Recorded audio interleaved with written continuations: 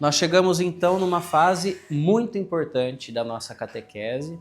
Nós já vimos a história da salvação, nós vimos a história de Jesus, até uma teologia sobre Jesus.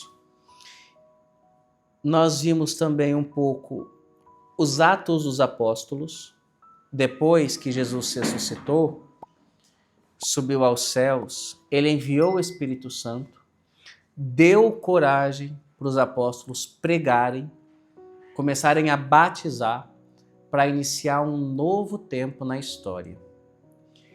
Depois de Pentecostes, os apóstolos, eles viram verdadeiros missionários, porque cheios do Espírito Santo, eles não têm mais temor algum de viver e pregar aquilo que Jesus trouxe. Então, nós líamos ontem, na última catequese, a narração de Pentecostes, e na primeira pregação de São Pedro, mais de 3.000 pessoas se converteram e foram batizadas. Então, um grande mistério aconteceu em Pentecostes. Os homens ficaram cheios do Espírito Santo mesmo. E ali é o evento que marca a manifestação da igreja. Quando é que a igreja ela é fundada de verdade? Bom, no Antigo Testamento, a igreja ela foi preparada e prefigurada. O momento fundacional da Igreja de Cristo é a cruz, quando o seu lado é transpassado. E o que jorra do lado de Cristo?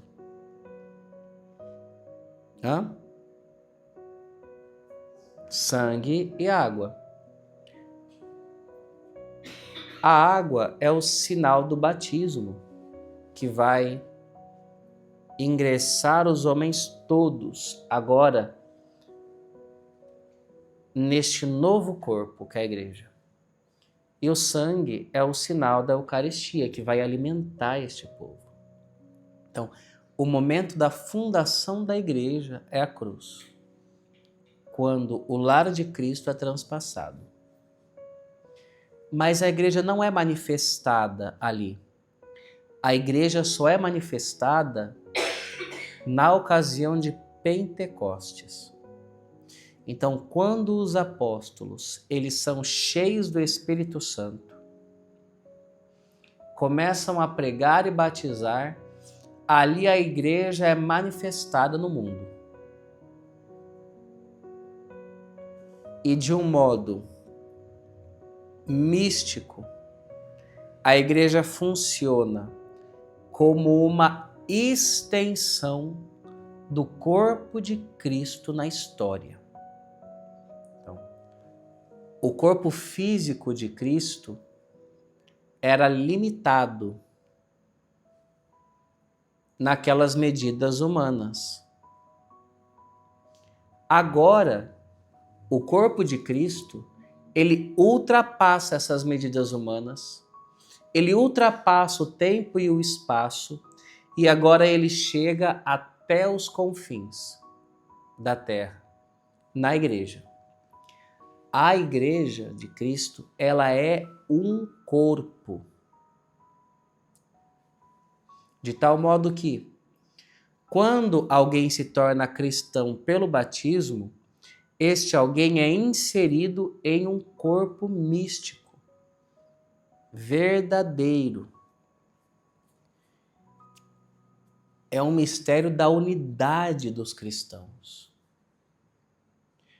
Todos os benefícios que este corpo tem, os membros que nele são inseridos podem gozar também. Então, se eu sou inserido neste corpo místico de Cristo, que é a igreja, inserido pelo batismo, todas as graças que existem no Cristo começam a passar também em mim. porque eu estou unido a este corpo. Imagina que você tem uma alimentação super saudável. Todos os seus membros, eles vão ser beneficiados com isso. A gente tá com uma cachorra grande aí agora. E aí a gente teve que mudar a ração, né? Porque a gente tinha uma vira-lata, agora tem uma boxer grandona. E aí eu tava falando com um zootecnista ontem. Você podia dar comida para ela, né? Aí ele falou, olha, a ração tem todos os nutrientes que o cachorro precisa.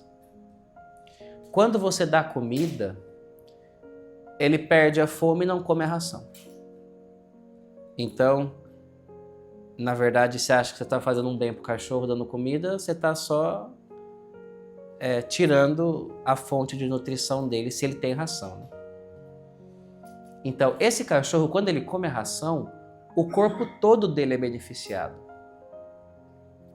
A igreja, ela não é um amontoado de tijolos, com ar-condicionado, com altar, com bancos.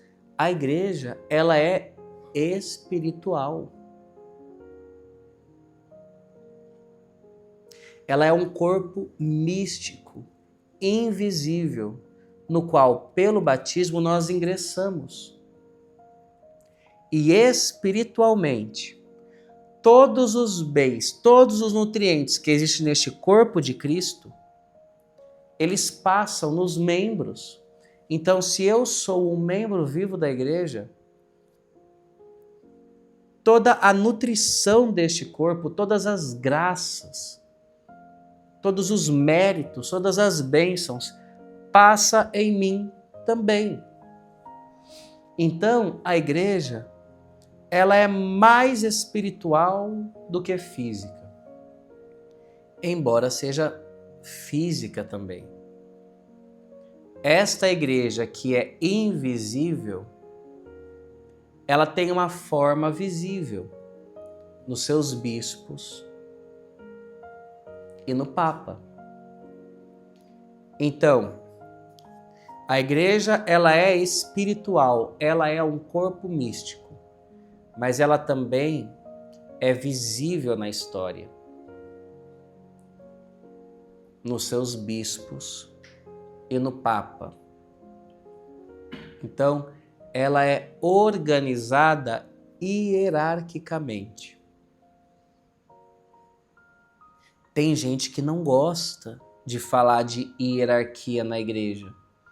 E eles falam de uma igreja pneumática. Pneuma é espírito. Então a ideia é uma igreja espiritual, dos carismas, todo mundo profetiza, todo mundo fala, todo mundo tem os dons e o Espírito Santo vai conduzindo, né? E não precisa de hierarquia, alguns dizem, né? O problema é o seguinte: nessa igreja pneumática, carismática, quem é que vai guardar a doutrina da fé? Quem é que vai distribuir as bênçãos de Deus? No caso, pelos sacramentos. Eles não têm como responder. Então, a igreja, ela é instituída por Cristo de um modo visível e invisível, de um modo ativo pelo trabalho, pelas missões, mas também contemplativo, de um jeito natural e de um jeito místico. Eu queria mostrar para vocês como que Deus ele foi compondo essa história da igreja, prefigurando ela, cuidando dela, até Pentecostes, para você entender que existe uma continuidade na história da salvação. Então, vocês lembram do nosso primeiro pai, o nosso pai na fé, né? Quem que é o nosso pai na fé? Muito bem. Então, Deus ele criou o homem, e o homem por uma tentação de ser igual a Deus, ele foi infiel a Deus e perdeu a amizade. E aí Deus começou a compor um plano de salvação. O primeiro homem que ele chama para poder fazer parte agora do seu povo foi Abraão. E aí, a partir de Abraão, Deus ele foi constituindo um povo de Deus no Antigo Testamento. Para Abraão, Deus ele prometeu uma descendência incontável. Ele disse: Abraão, olha para as estrelas. Consegue contar as estrelas no céu? Não, Senhor. Pois é. A tua descendência será tão numerosa quanto as estrelas. Abraão, olha para a areia da praia. Consegue contar quantos grãos de areia tem aí? Não. Assim vai ser a sua geração. E aí Deus começa a formar o seu povo, o povo de Deus, a partir de um vínculo sanguíneo. Então, aqueles que são da descendência sanguínea de Abraão fazem parte do povo de Deus. É sempre uma marca biológica. Pode ver, os judeus eles não estão preocupados em converter as pessoas. Por quê? Porque os salvos, o povo de Deus, é só eles, que são legitimamente da descendência de Abraão. Sangue de Abraão, entende? Então, Deus ele chama Abraão e de Abraão ele faz uma descendência que seria o seu povo. É sempre um sinal visível a marca dessa descendência. Então, assim, para os homens, todos que eram descendência de Abraão, eles têm que ser circuncidados. Até hoje, os judeus, eles são circuncidados.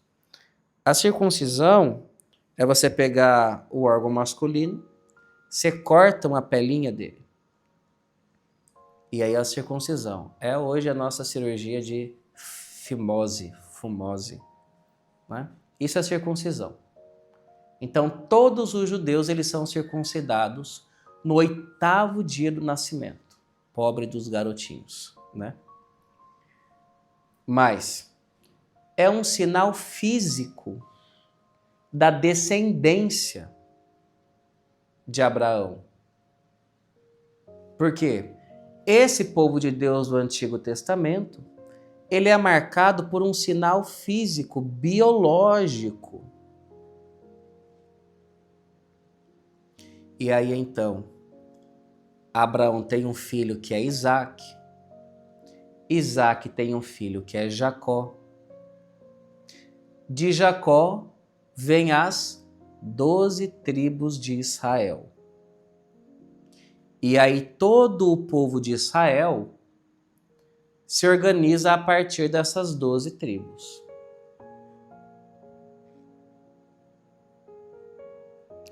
Todos os judeus, eles sabem de qual é a sua descendência, de qual tribo eles pertencem. Quando Jesus ele vem, ele fala: eu não vou apagar nada do que foi escrito, porque meu pai mesmo foi quem compôs essa história, foi quem providenciou tudo isso. Eu só vou dar o pleno significado. Então, ele pegou este povo de Deus e fez deles um novo povo de Deus. A igreja é o conjunto do novo povo de Deus. Agora, não mais reunidos pelo sangue, pelo corpo, pela circuncisão, mas reunidos pela marca do Espírito Santo. Por isso que São Paulo, depois vocês leem a carta aos Gálatas, São Paulo ele tem uma luta ferrenha contra os primeiros cristãos que querem circuncidar os meninos. Ele fala, não é mais assim. A nova aliança, o novo povo de Deus, não é mais marcado pelo sangue e pela circuncisão, mas é marcado pela fé e o Espírito Santo. Até São Pedro, para agradar uns judeus, ele começou a circuncidar de novo algumas pessoas. E aí Paulo vai brigar com Pedro. E tem nas cartas de São Paulo, ele exortando São Pedro. Aos Gálatas ele começa, mas como é que vocês, que nasceram do Espírito, querem voltar à carne? Nós somos um novo povo de Deus, e esse povo de Deus agora, ele é marcado pela fé em Jesus Cristo e pelo Espírito Santo. Não mais por um sinal biológico. E aí então São Paulo e São Pedro se dividem. São Pedro fica responsável de evangelizar os judeus, aqueles que já eram o povo de Deus. E São Paulo vai evangelizar os gentios, os que não eram judeus, os gregos, os romanos. Porque o novo povo de Deus, ele não está ligado à carne, ou então a um templo de pedra. O novo povo de Deus está marcado pelo Espírito Santo. A igreja é este novo povo de Deus. Todos esses que recebem o Espírito Santo, eles entram em uma comunhão dos santos. Jesus, diz São Paulo, ele é a cabeça da igreja. E nós somos os membros de um corpo místico. Então, as bênçãos vêm da cabeça. Os comandos vêm da cabeça. E o corpo todo recebe isso. Por isso Cristo é a cabeça da igreja. Porque dele vem toda a bênção, o governo. E o corpo recebe esse governo, essa bênção. E é beneficiado com isso.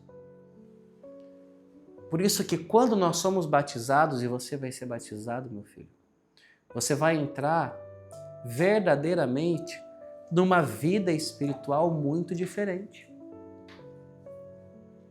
Porque você vai receber a aplicação de todos os méritos e graças que Jesus conquistou para nós na cruz. E todo mundo que está inserido na igreja pelo batismo e vive em estado de graça, ele recebe o influxo desta graça de Cristo. Aqueles que são batizados, mas estão em pecado mortal, fazem parte da igreja, mas são membros mortos, incapazes de receber este influxo da graça de Cristo. Por isso que é urgente vivermos em estado de graça. Deixarmos de uma vez por todas o pecado mortal. Porque são membros vivos da igreja aqueles que estão na graça. Então, em Pentecostes, acontece a manifestação deste novo povo de Deus. Olha, são 3.000 batizados, não são 3.000 circuncidados.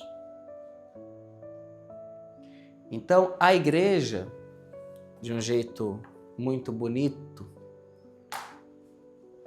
o padre Royo Marim, ele diz que a igreja foi fundada para perpetuar a obra redentora de Cristo. Seja bem-vindo, meu filho. Então, lembra que eu disse que a igreja, ela é a continuação do corpo de Cristo no tempo e no espaço, na história. O Roio Marinho, ele fala de outro jeito, mas falando da mesma coisa. Jesus funda a igreja para perpetuar a obra redentora de Cristo. Para fazer com que a obra redentora de Cristo e as graças delas advindas possam ser aplicadas a nós hoje, aqui a 2025 anos depois da morte de Cristo. Então é óbvio que para que essa graça seja aplicada hoje, 2025 anos depois da vinda de Cristo, era preciso ter, além deste corpo místico e espiritual, um corpo físico e visível nos seus bispos, nos seus padres, no seu magistério. Então, se nós pegarmos Mateus, capítulo 16, nós vamos ler... Cadê a Bíblia? Deixa eu pegar a sua Bíblia aqui.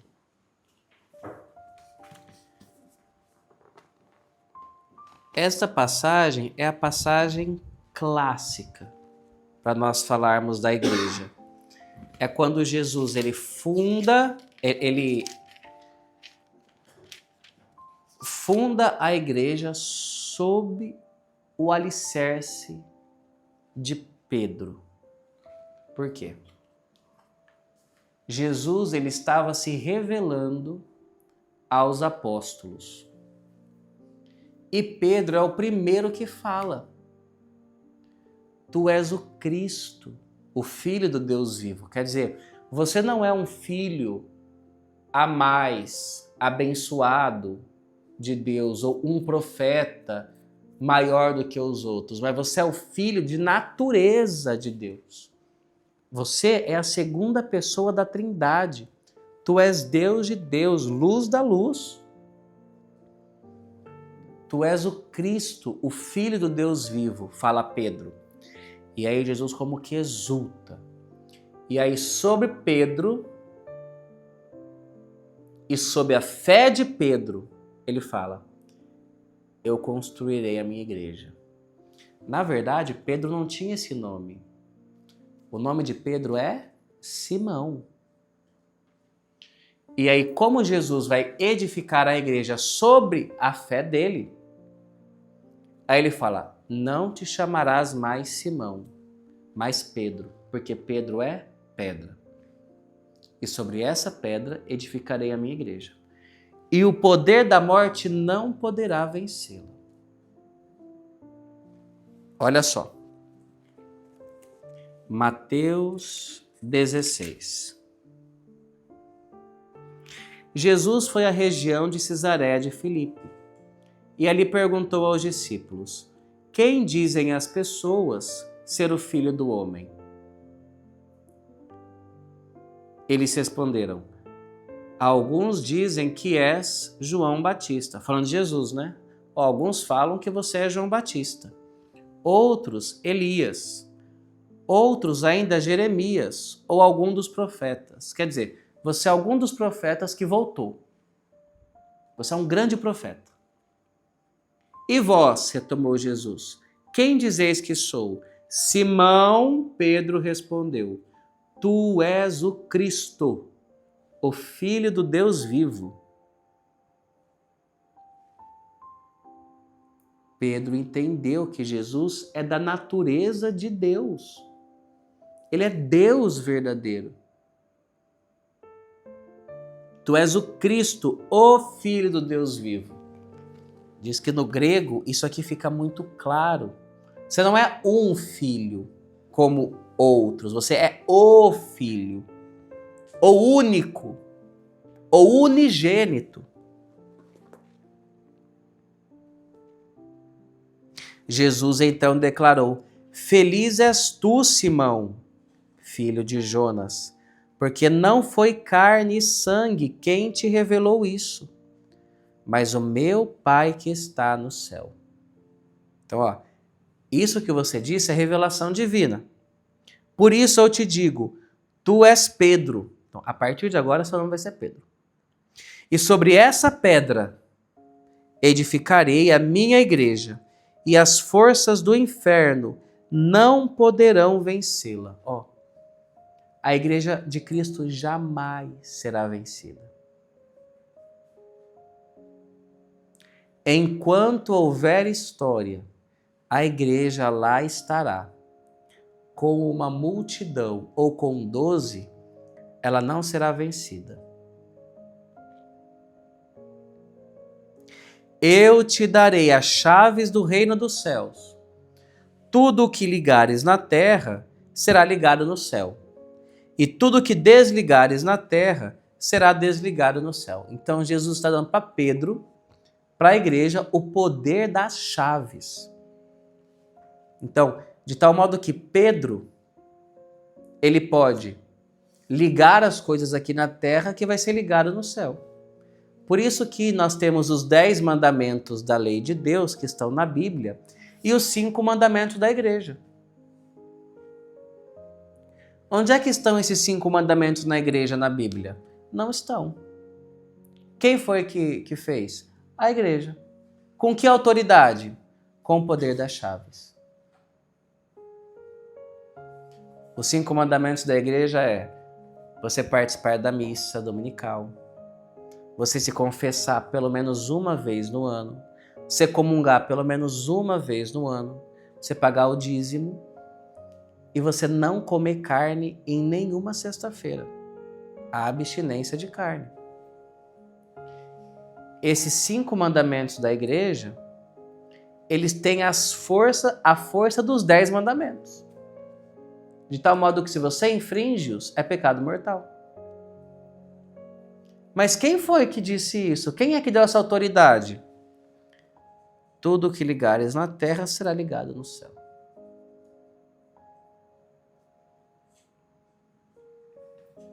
Então, olha que interessante. Lembra do Antigo Testamento, o antigo povo de Deus, que eram organizados em 12 tribos? Para o novo povo de Deus, Jesus chama 12 apóstolos. E agora começa um tempo novo na história. A partir de Pentecostes, inicia o tempo da igreja. O tempo da igreja é este no qual os homens, pelo batismo, são nela inseridos e dela vai receber todas as graças. Quem é que vai distribuir estas graças? Quem é que vai ensinar tudo isso que Jesus deixou? Ele escolheu 12 apóstolos. Então, toda a palavra que ele ensinou e toda a graça que ele conquistou para nós está sob os cuidados destes 12 apóstolos. Era necessário que, para preservar a sua palavra, existisse uma instituição visível que guardasse os ensinamentos e os interpretasse. Esta interpretação da palavra que Jesus nos deixou, nós chamamos de magistério na igreja.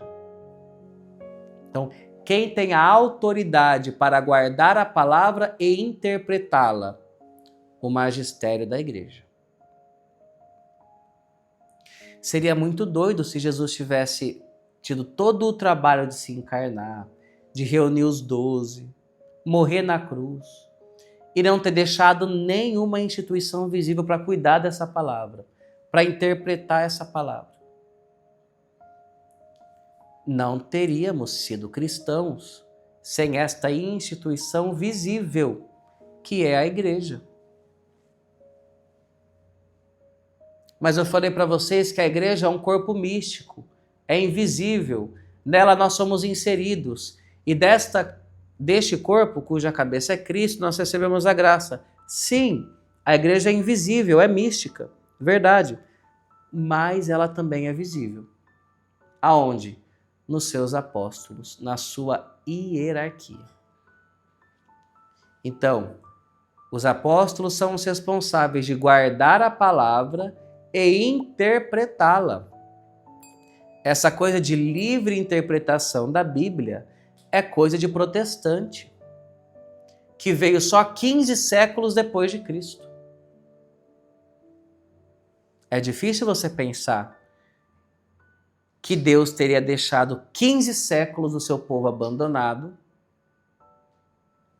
e só com o maravilhoso do Lutero e os protestantes, então ele tivesse se revelado, né? Livre, como interpretação livre, cada um interpretando como quer. Pneumático, cada um agindo com os seus carismas do seu jeito. Não é assim. E Jesus também deixou para os apóstolos a missão de santificar o povo. Como santificar o povo? Os apóstolos são os ministros dos sacramentos que Jesus deixou. Então, Jesus instituiu o batismo. Jesus instituiu a Eucaristia. Jesus instituiu a crisma, o Espírito Santo pela imposição das mãos. Jesus instituiu o matrimônio. Jesus instituiu a unção dos enfermos. Nós vemos na carta de Tiago, os apóstolos indo ungir os doentes. Então, os 7 sacramentos da igreja foram todos fundados por Cristo. E quem é que tem o poder de administrá-los? Esses 12 escolhidos por Cristo. Os apóstolos. Então, os apóstolos são as novas 12 tribos de Israel. Neles se fundamenta o novo povo de Deus. De um modo especial, em um apóstolo. Qual é? Pedro. Muito bem. Eles são os responsáveis de, guardar a palavra de Deus, interpretar a palavra de Deus e administrar os sacramentos que Jesus instituiu. Tudo isso só é possível com uma igreja visível, hierárquica, organizada, que também é invisível e espiritual. Mas é importante que nós saibamos que a igreja ela é hierárquica, porque Jesus fez isso. Jesus tinha os discípulos, o povão que seguia ele, né? Do povão tinha os 12. E dos 12 tinha Pedro.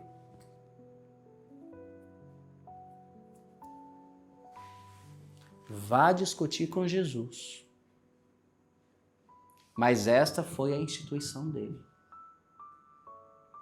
Ora, cadê esses apóstolos que eles morreram? Pedro morreu crucificado. Bartolomeu morreu esfolado. Outros crucificados também, apedrejados. Cada um uma morte pior que a outra. Só João morreu de velhice. Diz que porque ele que curou de Nossa Senhora.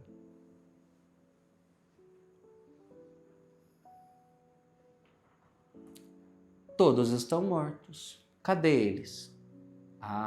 Eles deixaram sucessores. Quem são os sucessores dos apóstolos? Os bispos. Então, qual que era a missão dos apóstolos? Guardar a palavra, interpretar a palavra e administrar os sacramentos. Os bispos, que são os sucessores dos apóstolos, eles têm estas mesmas missões. guardar a palavra, interpretar a palavra e administrar os sacramentos. Por isso que a igreja, nós chamamos de igreja católica, igreja, eclésia. A tradução dela seria mais assim, convocação, uma congregação de pessoas convocadas. Então, igreja, convocação, congregação. Católica quer dizer universal. Apostólica quer dizer, ela vive da sucessão apostólica dos apóstolos. Apostólica romana, porque tem a sede em Roma. Por que tem a sede em Roma? Quem que era o chefão dos apóstolos? Pedro. Não, o chefão dos apóstolos era Pedro. E Pedro foi para Roma, cuidou da igreja de Roma e morreu em Roma. Então, a igreja católica apostólica romana. Bem, os bispos são os sucessores dos apóstolos. Quem é o sucessor de Pedro? O Papa. Né? Papa. Não é por conta disso, mas também dá certo, né? Pedro, apóstolo, príncipe dos apóstolos. Então, quando o Papa veio no Brasil, né, o pessoal gritava, o Papa é Pedro, o Papa é Pedro. Sim, porque o sucessor de Pedro é o Papa, o bispo de Roma. Nele está a nossa fé. No Papa está a unidade de todo o povo cristão. O Papa, ele é o vigário de Cristo, ele ocupa o lugar de Cristo nessa terra. Nele todos estão unidos, nele a fé está preservada. Em comunhão com todos os bispos do mundo todo. Então Jesus deixou uma igreja invisível, mística, que é o corpo místico de Cristo. Quem são os membros do corpo místico? Os membros do corpo místico somos todos nós, que pelo batismo entramos neste corpo místico que é a igreja. E quem é a cabeça deste corpo místico? Isto é, aquele que derrama todas as bênçãos. Jesus. Muito bem, São Paulo fala. São Paulo fala da igreja com a analogia de um corpo. A igreja é o corpo místico de Cristo. Quando nós somos batizados, nós somos ingressados aonde? Neste corpo místico de Cristo, que é a igreja. Então, eu, católico batizado, aqui no interior do Mato Grosso, estou em uma união espiritual com aquele católico batizado lá da Coreia do Sul. E uma união real. Eu que estou a 1.200 quilômetros de distância da minha mãe, nós estamos unidos no mesmo corpo que a igreja. Um membro que cresce na igreja, todos os membros crescem, são beneficiados. Lembra da ração das cachorras aqui? Elas comem, elas são nutridas. E todo o corpo é nutrido com ela. A igreja é assim. Ela é um corpo espiritual, um corpo místico. O corpo místico de Cristo, verdadeiramente. Só que ela também é visível. Ela é visível porque era necessário guardar a palavra de Jesus, interpretar a palavra de Jesus e administrar os sacramentos. Para isso, Jesus escolheu 12 apóstolos, que têm os bispos como seus sucessores, sendo Papa o sucessor de Pedro. O que são os padres? Os padres são ordenados pelos bispos para serem sucessores, não, para serem auxiliadores do bispo. Quem tem todo o munus de Cristo, o munus que os apóstolos receberam de Cristo? O bispo. O padre que está em união com o seu bispo diocesano, ele recebe do bispo poder para santificar as paróquias. Entende? E a igreja, ela é maravilhosamente organizada, guiada pelo Espírito Santo.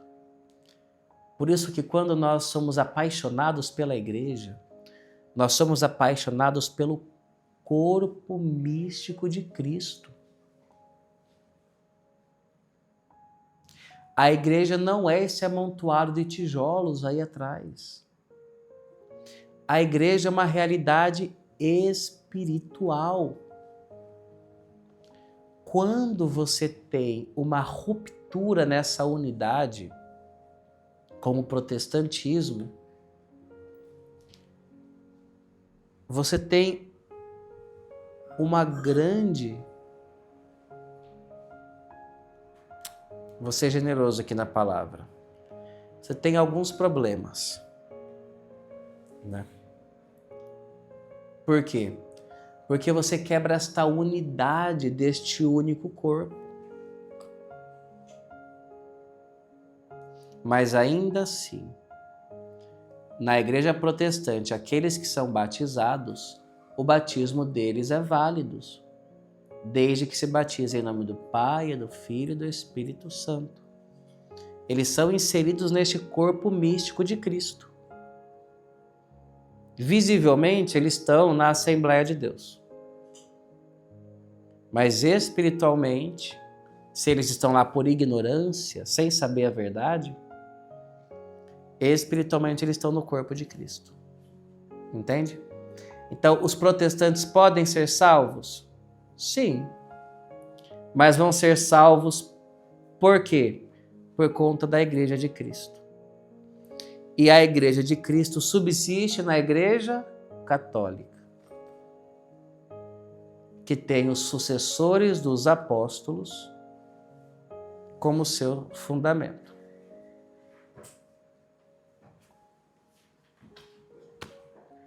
Então, eu queria falar para vocês aqui. A igreja é um organismo vivo e visível que comunica a verdade e a graça a todos os homens. Ela é organizada hierarquicamente, tem a missão de transmitir o evangelho ao mundo todo até o fim dos tempos e o novo povo de Deus. Bom, então tudo que eu queria falar para vocês sobre a igreja eu falei. Saibam que é claro que essa catequese não esgotou o assunto. Eu falei de tudo muito superficialmente. Então, de cada uma dessas coisas, tem muito mais. Não é suficiente esses nossos encontros. Então, que Deus os abençoe, para que, a partir dessas catequeses, a partir destes sacramentos que vocês vão receber, vocês possam crescer muito mais em conhecimento, estatura e graça,